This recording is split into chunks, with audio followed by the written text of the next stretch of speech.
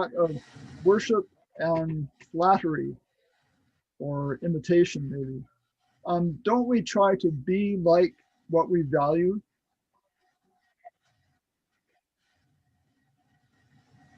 Any thoughts, any examples? Don't we try to be like what we value? Example. I think we do. Like fans will dress like their heroes. They will act like or copy singers or whatever. People will even go so far as to have plastic surgery in order to look like their idol. I guess there's some that have done that. Yes, there is. Yeah, yeah. Michael? By beholding, we become changed. Right.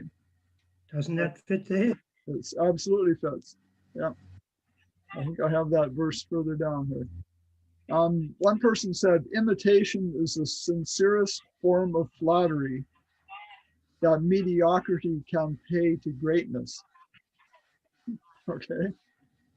It's like we're trying to lift ourselves up to be like the one imitator, worship.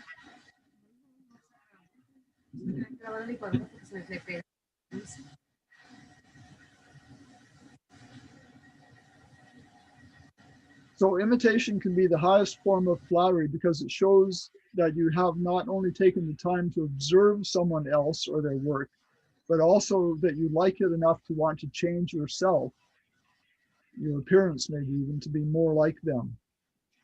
Okay, and like Lorna said, people have gone to drastic measures. There's people that are trying to look like the devil, if you can believe it. Oh yeah, you know, the way they do up their faces. I've heard of things like split tongues, all kinds of things. You know, little horn implants, and people go real crazy. Yeah. It has been said that the sum of true religion is to imitate the God whom we worship.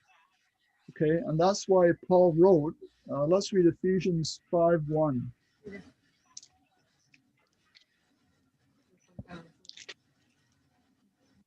Ephesians 5:1.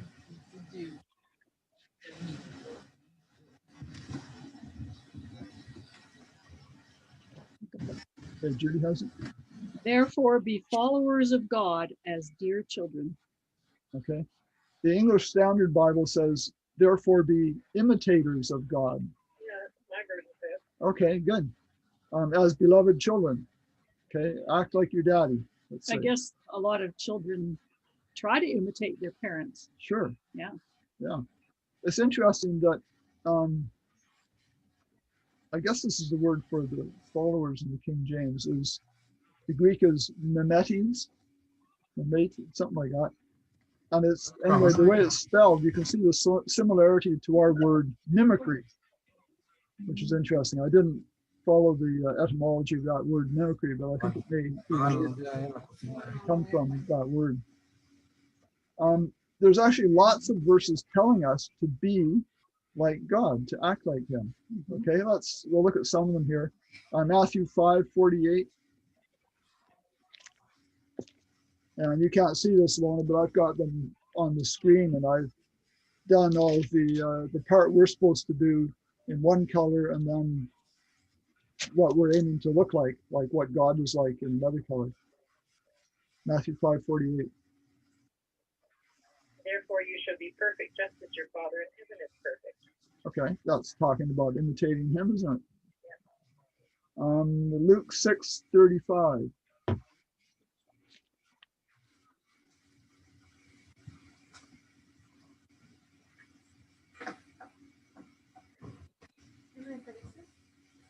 I turned right to it, so I'll read it. Okay. But love your enemies, do good and lend, hoping for nothing in return, and your reward will be great, and you will be sons of the highest, for he is kind to the unthankful and evil. Okay, so it's telling us to love your enemies, because that's being like God, who is kind to the unthankful and to the evil. Mm-hmm. And then Luke 6:26, I'll just read this one. Be ye therefore merciful, as your Father also is merciful. That, I believe, is actually a parallel verse to Matthew 5:48. And it's not Luke 6:26. Oh. Okay, anyways, quoting the verse wherever it's from. It's the parallel one. And the point of that is, Oh, 36. okay, 636. The point then is that where it says in Matthew 5:48, be therefore perfect. A lot of people get scared of that, but it's really talking about being merciful in the parallel version of it. Ephesians 4:32.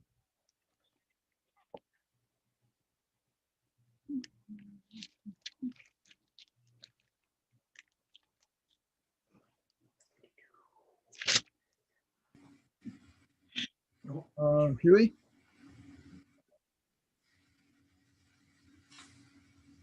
And be you kind one to another, tender-hearted, forgiving one another, and even as God, for Christ's sake, has forgiven you. Okay, so forgive one another as God has forgiven you. That's, we can call that imitation, doing as he does. 1 Peter 1:15.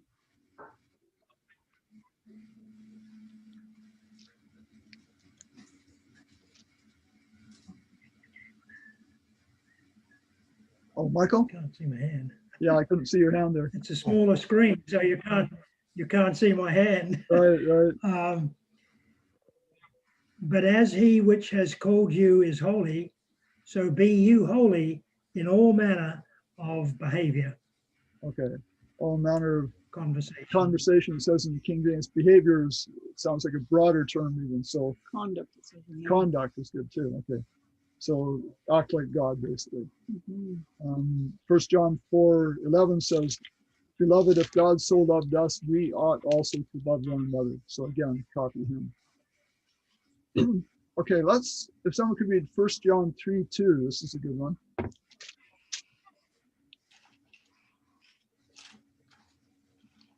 1 John 3:2.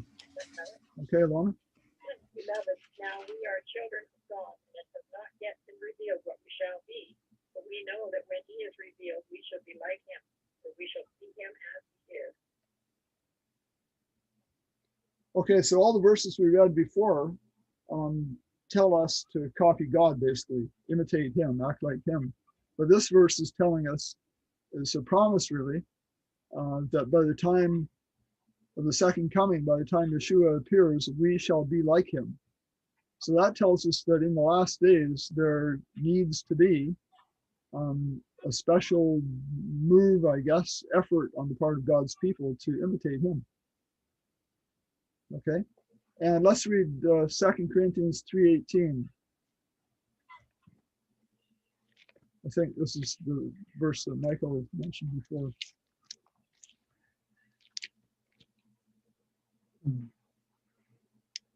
But we all with open face, beholding as in a glass the glory of the Lord, are changed. Oh no, that's a different one, isn't it? Where are we? We shall be.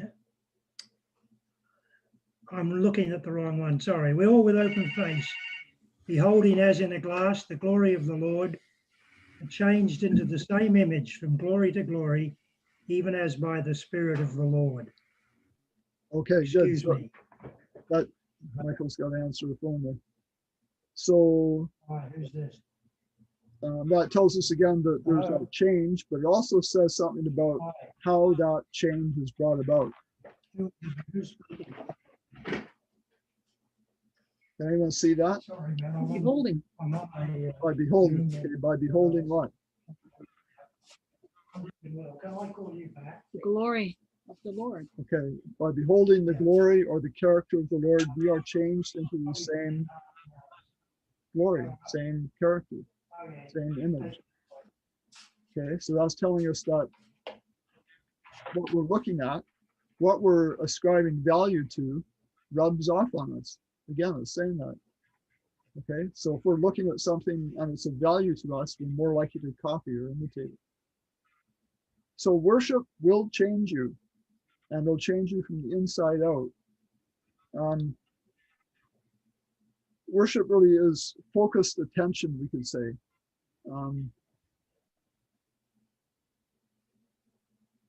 Okay, and I've got here two sentences.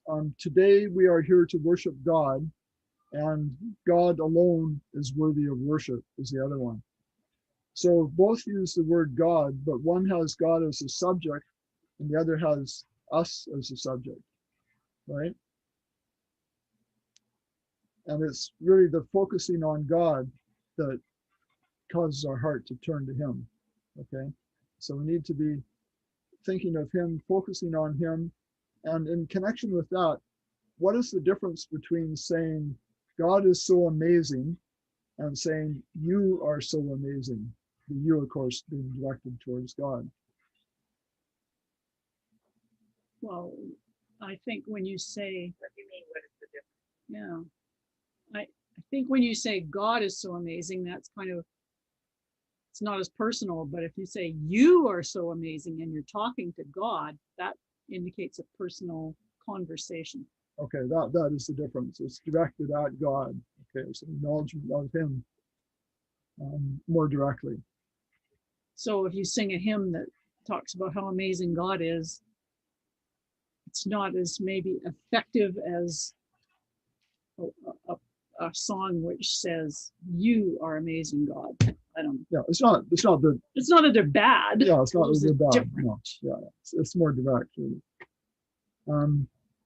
Let's read Matthew 8:2.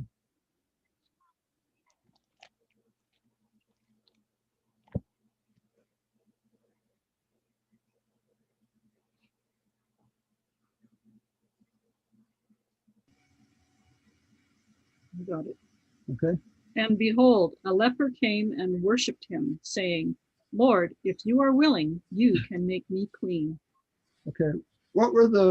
So he worshiped him. What were his thoughts? What were the leper's thoughts as he did that?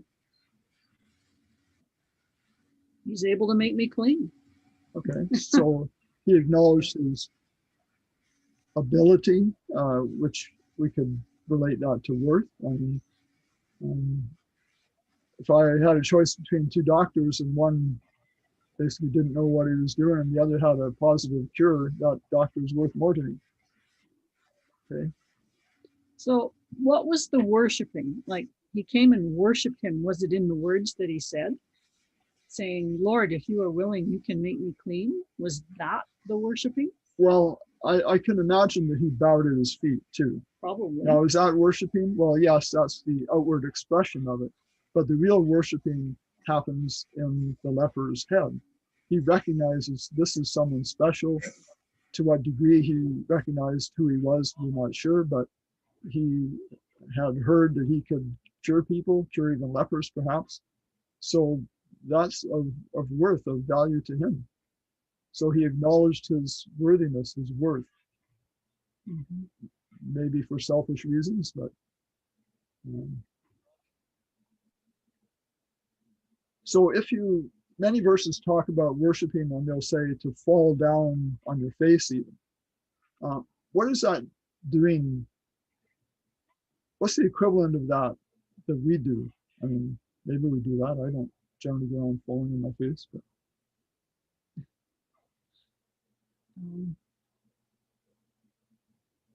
what's the equivalent of that we do? yeah.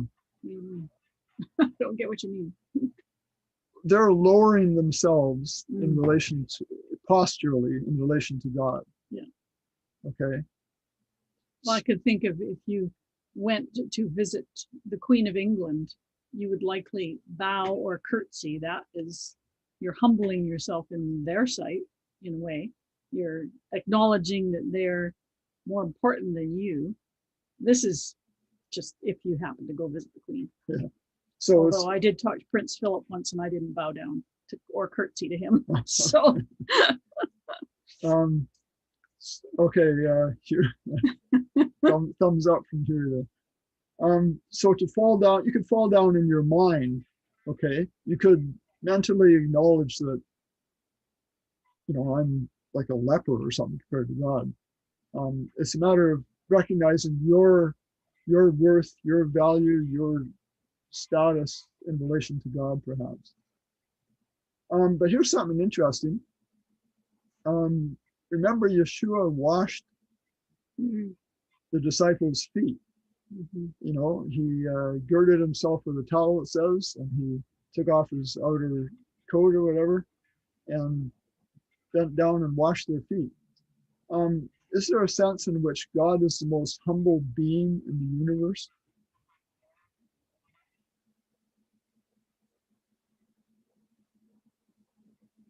Well, if Jesus came to serve, and he did that, that's humble, but you know, he served humanity Okay. all the time. Yeah. So he was humble all the time when he could have been the opposite of that. Yeah. With his position. To be humble, you know, it can be outwardly displayed, of course, but it's in the mind as well. And when you're that awesome, I'll say, God of the universe, and you do things like washing dirty feet, that's being pretty humble because of the distance you have to bring yourself from way up to way down to do that. Anyway, just a question. Yeah, Philippians 2 talks about Christ coming down, down, down, and humbling himself. Sure. Even the death of the cross. Yeah, you have to have a pretty humble attitude to do that. Mm-hmm. Worship has the idea of paying attention to, okay? And it's interesting that God actually does that toward us far more than we do towards him. Okay, not that he's worshiping us, but he pays attention to us, and we should be doing that more to him, which would be worship on our part. And actually, he doesn't worship in the sense that he exalts us above him, but he does see great value in us, doesn't he? Tremendous value. That's why he loves us so much. Let's read Jeremiah 29:11.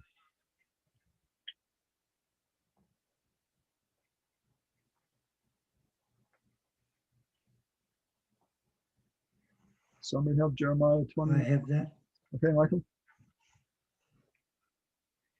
For I know the thoughts that I think towards you, says the Lord, thoughts of peace and not of evil, to give you an expected end. Thoughts of peace.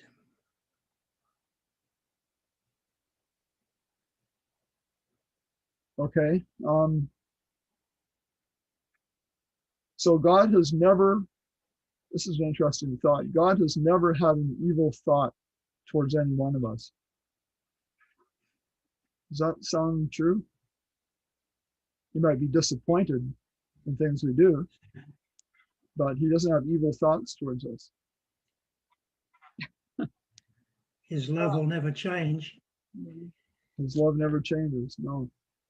Some of the scriptures you read in the Old Testament, though, you might dispute that if you didn't know any better. And that's, you know, oh, I'm so mad at those Israelites, I'd like to wipe them off the face of the earth kind of stuff. Yeah.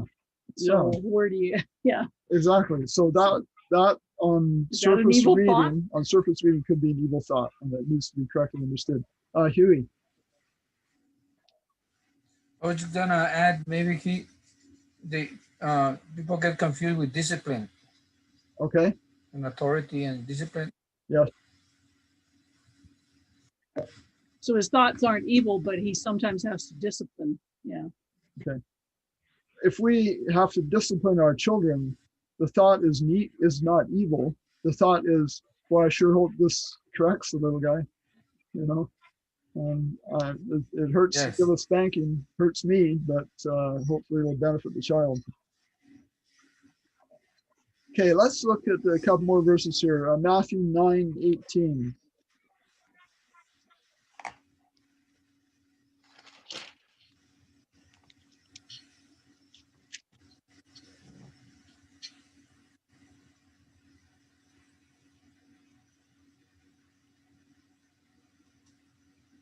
You have that, Lona?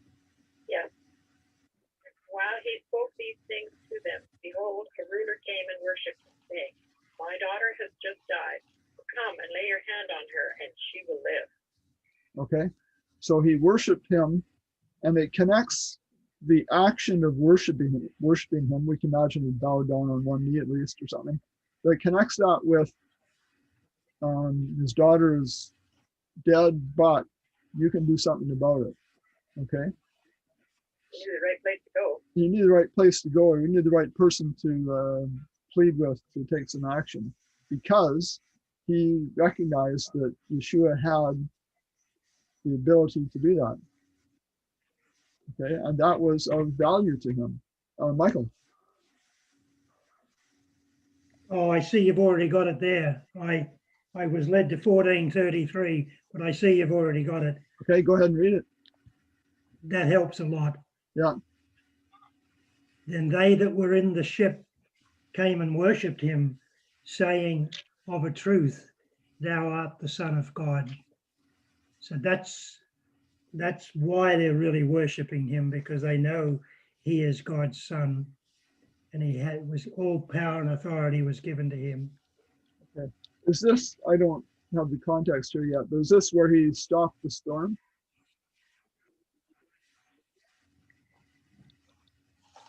Yes, yes. The wind ceased. Okay. That's They when saw he walking on the water, you know. Okay. And then the wind ceased when he got into the boat, I guess. So this showed that he had authority over the elements of nature even, which they connected that with his divine nature. Let's read Matthew 28:9.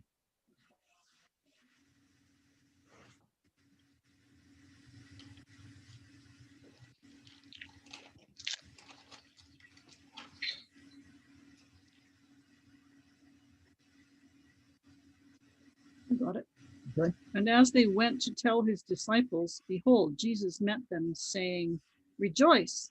And they came and held him by the feet and worshiped him. Okay. So does holding someone by the feet equal worshiping? No, of course not. Okay. So what's the relation?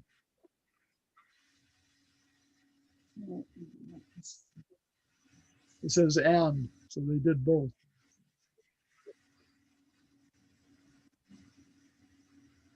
They wanted to touch him. Okay. They wanted to touch They him. wanted to experience divinity. Right. So again, we could say the holding by the feet. So they're obviously bent down to do that, right?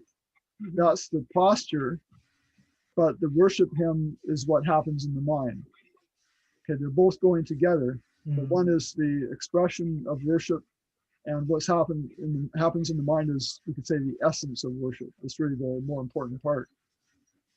So falling down is symbolic of humbling self because it elevates God by contrast. Now, I just want to, this thing about the dog that we talked about before, there's a little diagram, a happy looking dog, and it says, Lord, help me to be the person my dog thinks I am. Okay. And I say here, God gave us dogs to show us what converted people look like. Okay. So true. I go out on the porch and my dog pays attention to me right away. He thinks I'm of value. She thinks I'm of value. She gets up, wags her tail. It's getting a little slower these days, but that's what. So dogs are used in that word for worship. And the other thing is God gave us cats to show what unconverted people look like. That's very independent. So I've got a picture of a cat here, and it's actually got kind of a mean look on its face, and his tongue is sticking out. It's interesting, in Webster's dictionary, the different definition he has for worship, one of them is to show honor with extravagant love and extreme submission. Okay. Submission. Yeah, dogs, if it's your dog and you're feeding it and caring for it, it will submit to you. You're the leader of the pack, sort of thing. So Cats, on the other hand. yeah, there's a big difference between cats and dogs. And Yeah. an interesting thing when you think about it, I'm just going to type this on the board.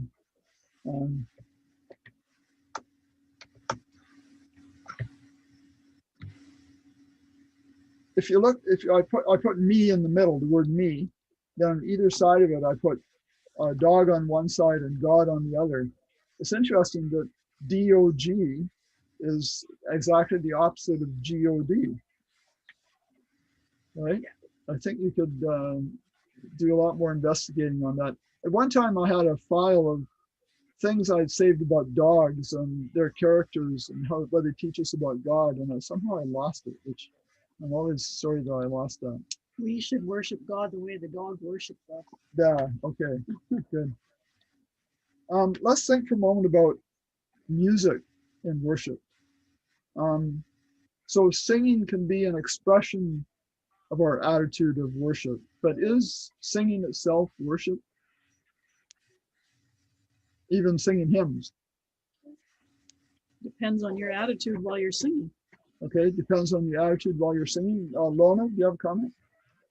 Yeah, I was just thinking, just singing for the sake of singing is not necessarily worshipful. You know how you'll get an earworm? You know what that is? When a tune is going around in your head, you can't put it out. Yeah, okay. That's not got anything to do with worship. Even if it's words of a hymn. Yeah, exactly. Yeah, okay, good. So singing itself, even singing a hymn, is not necessarily worship. It's an expression of worship if you're worshiping, if you've got the right attitude in your head, basically, you could say. So if a pastor, a song leader, someone says, let's start our worship, let's have worship. What were you doing before that? Okay, we've already talked about that, but the worship is really what goes on in your head. The outward things are just outward things, not necessarily anything wrong with them, but singing is just an expression of an attitude that should be there. But singing hymns can sometimes get you into the attitude of worship. Yeah. It can help you, to focus your mind on God and not on the other things that are flying through your head. Yeah, okay, good. So, I kind of missed that. So music can create a focused venue for worship, but it's not worship in itself. And some songs, if it's one you really like or has especially significant words, really can put you in an attitude of worship, quite profoundly sometimes. A very beautiful song, we can appreciate the words and music and everything. Okay, let's look. I mentioned that the book of Revelation has 30% of the New Testament uses of worship or worship. Revelation 13 and 14, I didn't look at this in more detail, but it uses the word worship quite a bit. And we know that at the end of time, there will be kind of a dividing line based on worship, right?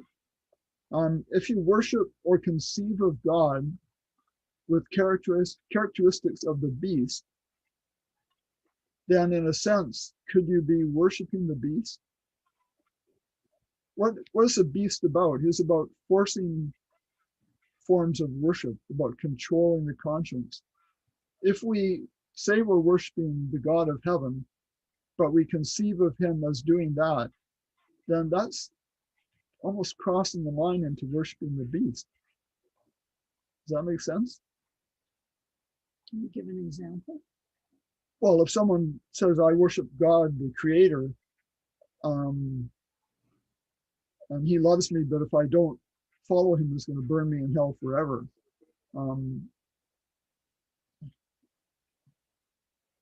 He's going to force me to worship his way. Then you're worshiping a wrong God almost. Wrong concept. Wrong concept of God for sure. Mm-hmm. There's no force with God. He draws us. Mm-hmm. Exactly. God's law is imposed, is natural, it's not imposed. He forgives us unconditionally. He is ever merciful. He will never coerce or force obedience to him. Okay, those are the right concepts, and there's many others we could list. But if we're worshiping a God and in our mind, his laws are imposed, he won't forgive unless I beg him to forgive me. At some point, he cuts off the opportunity to approach him.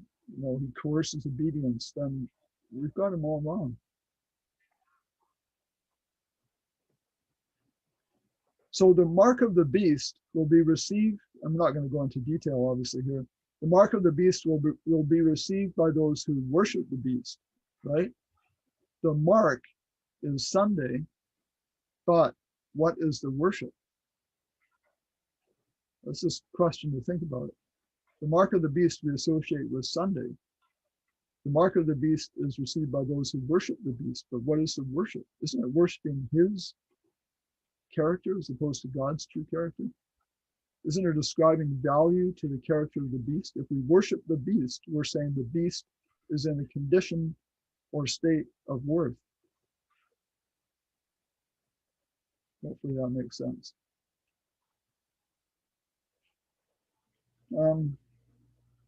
Okay, is it possible, we kind of touched on this.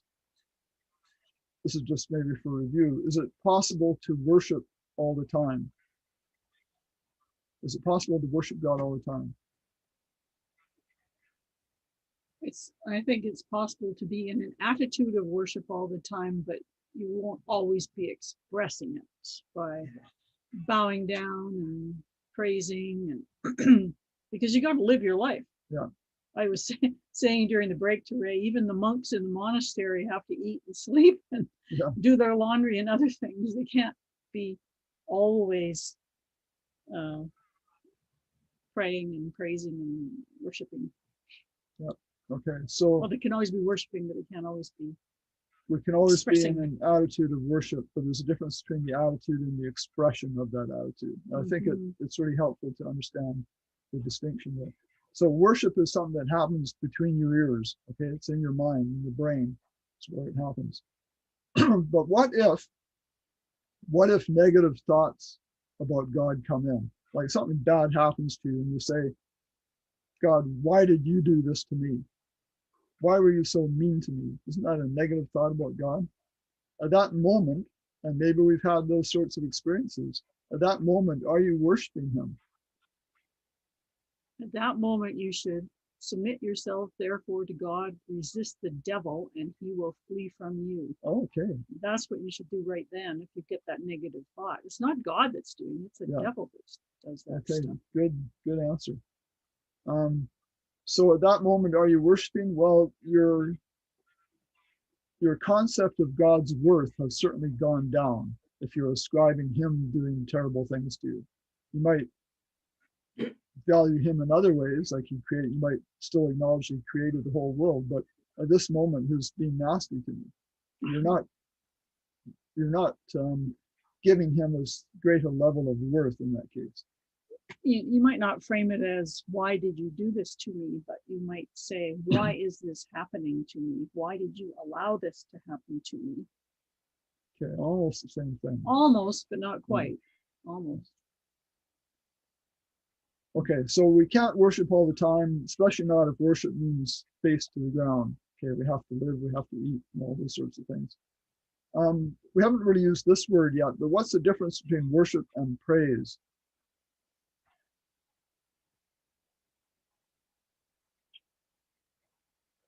Praising.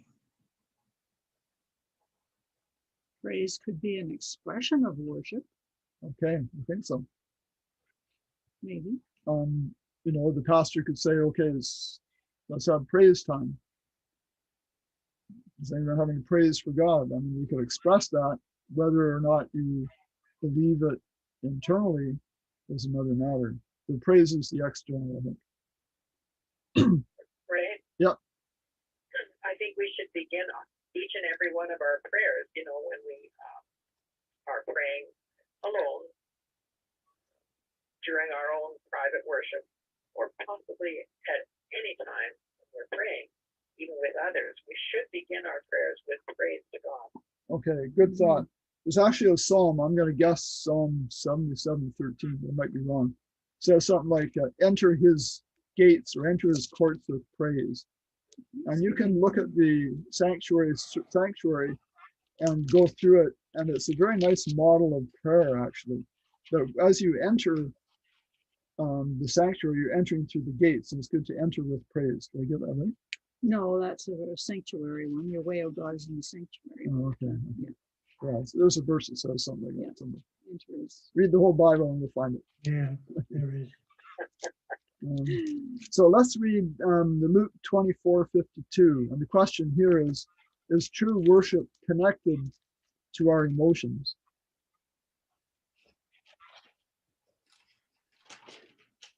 True worship connected to our emotions. Yeah. Shouldn't be, I guess. I have that verse. Well, Okay. it depends on the emotion, doesn't it? Yeah. Lonely, go ahead. And they worshipped him and returned to Jerusalem with great joy. Okay, so I heard a couple of answers.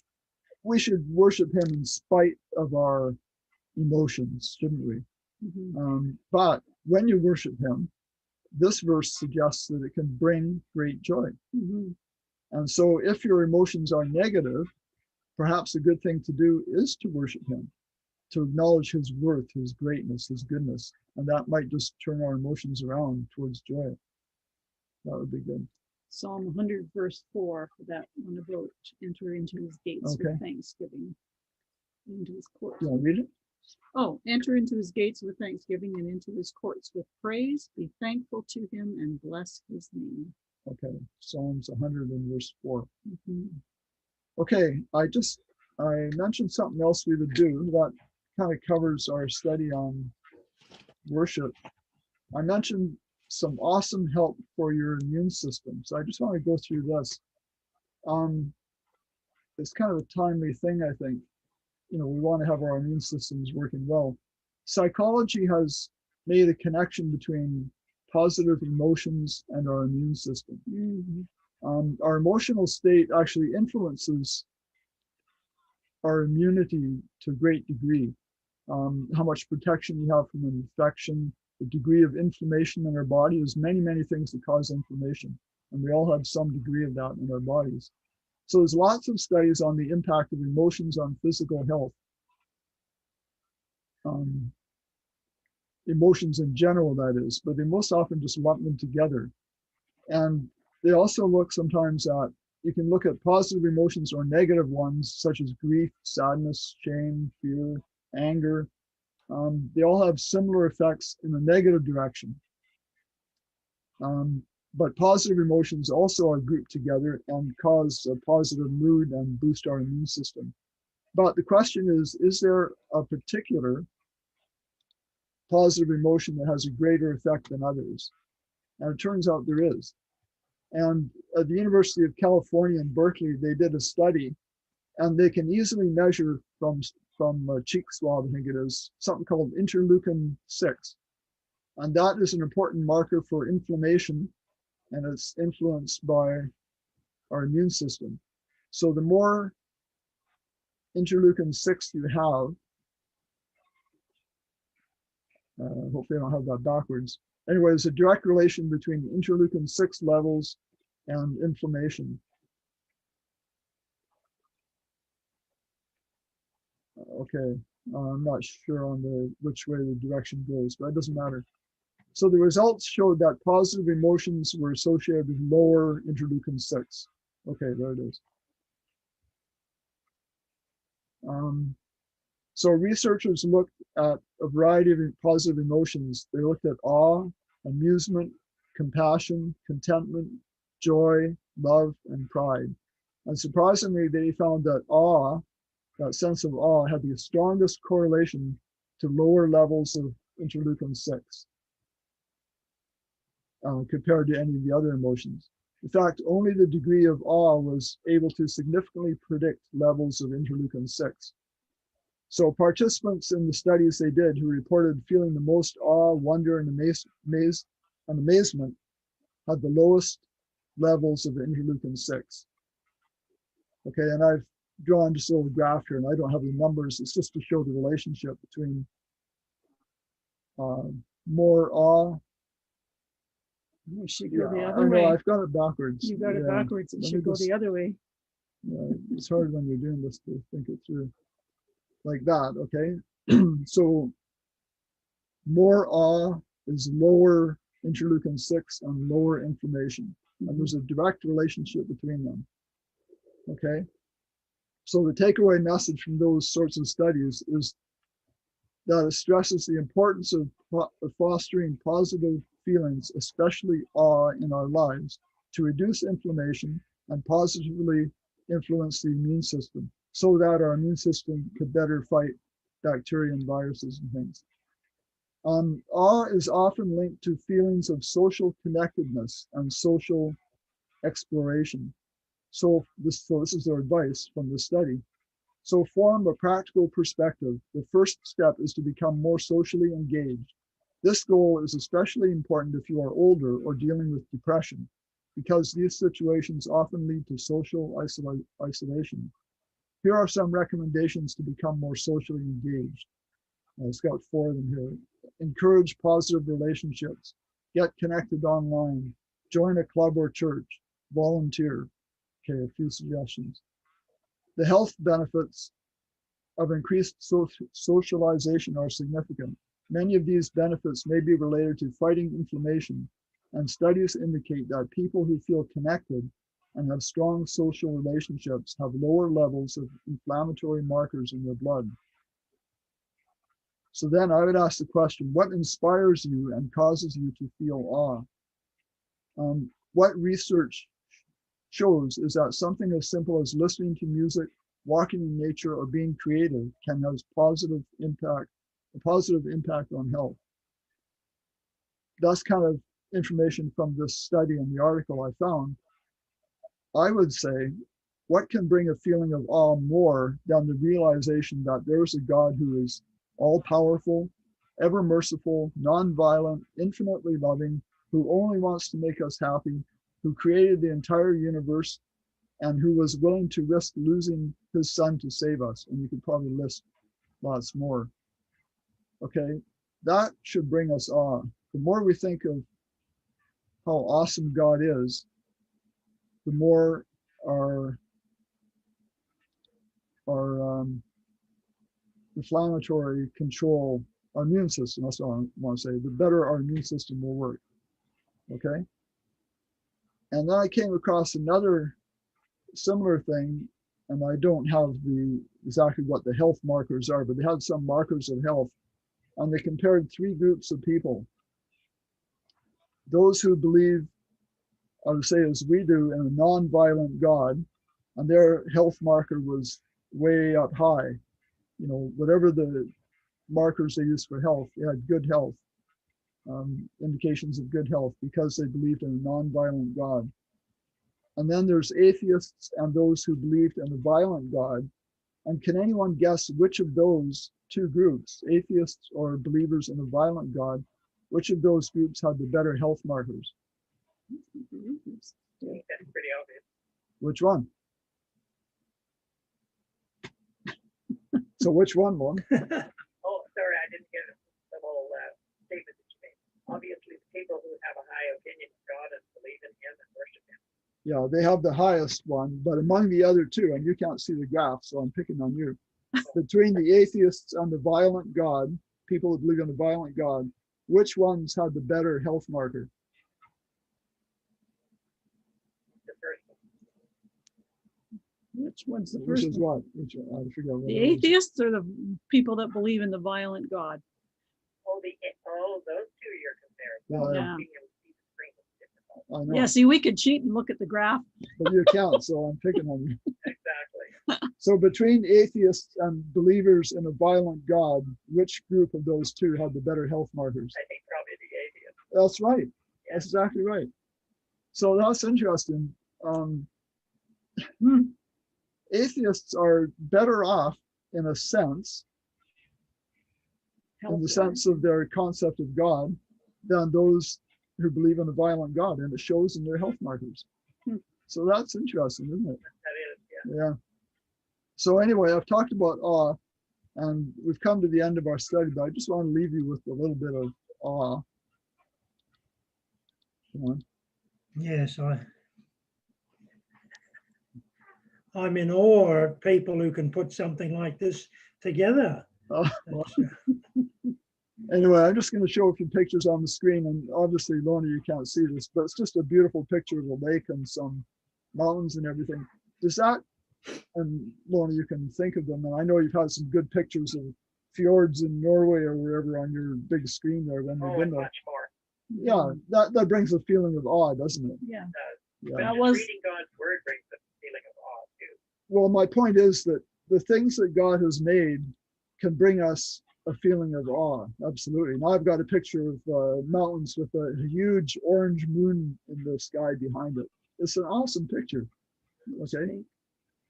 Looks it fake. looks fake to me. I've never seen the moon that big. Oh well, if you get the telescopic telescopic lens on your camera, you can get effects like that. Yeah, Really? you're back a long ways from it. Yeah. Anyway, those are awesome. But the thing is that the God who made all these things. Now here's a picture of the Northern Lights and a guy on a sled being pulled by 4 reindeer. It's not Santa. That's not Santa. No. And there's kind of an awesome looking horse there. We think of the God who created these things, and we should think of his character especially. And as we do that and just dwell on how loving he is, that will actually improve our immune systems, okay, and make us more resistant to bacteria and viruses and things. So I'm just quickly going through a few pictures here. They're kind of awesome. There's one of a humpback whale that's got his nose up above, getting a breath of air, I guess, and a scuba diver holding out his hand to the fin of the whale. Huey? Go back one more picture. What's that? Go back one more picture. Go back one picture. Go Okay. back. Yeah. That one? No, the one where there's a house in a cave. Okay. Yeah, it's back a couple. That one. One more. No, that was. There's a house in a cave. Oh, okay. Okay. You didn't see it as fast as you did it. Yeah. That's the one you want to see there. I think it's looking out of a cave into a sunlit area where there's a house. It's kind of a neat picture. Oh, okay. Yeah. Thank you. That's pretty. Looks like a temple.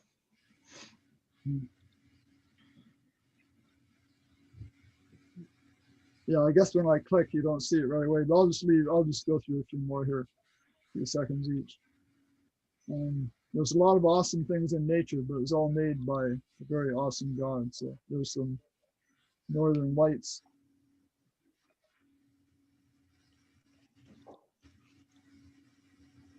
Wow.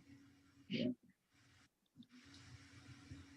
Michael? So Ray, Romans 1:20, right? For the invisible things of him from the creation of the world are clearly seen. We see these things, Yeah. being understood by the things that are made. And really, isn't that apart from faith, this is how we see him. It's the only way we really can. That's why the Bible says that they knew God, but they really didn't want to have anything to do with him. Yeah.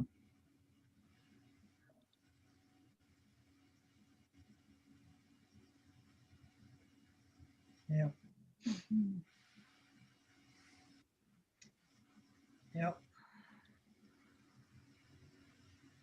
Another good moon picture. I've just It's an got awesome world.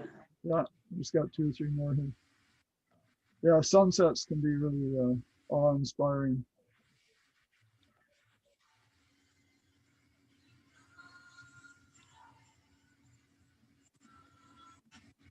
Okay, well, we'll leave it there. I hope you've been inspired a bit today and you'll think more of the condition of worth of our great God.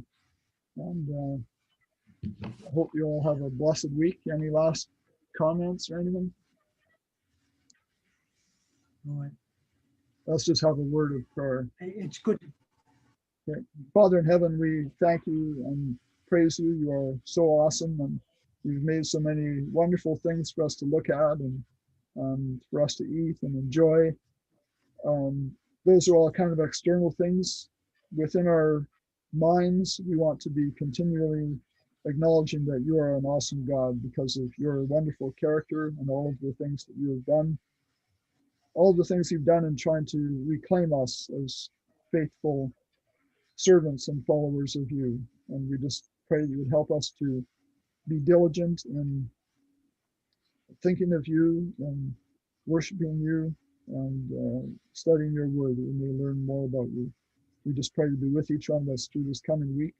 And we thank you and praise you in Yeshua's name. Amen. Amen. Amen. Thank you, everyone. Nice to see you, Huey. Nice to see you. Yeah. And Brother Ray, if you can forward pictures, you know. Forward a picture to you? Yeah, on my email, so I can pump up my immune system, please. Oh, okay. I'll do that. Hey, I'm signing off. Have a good week, everyone. Bye. Okay, Bye. bye-bye.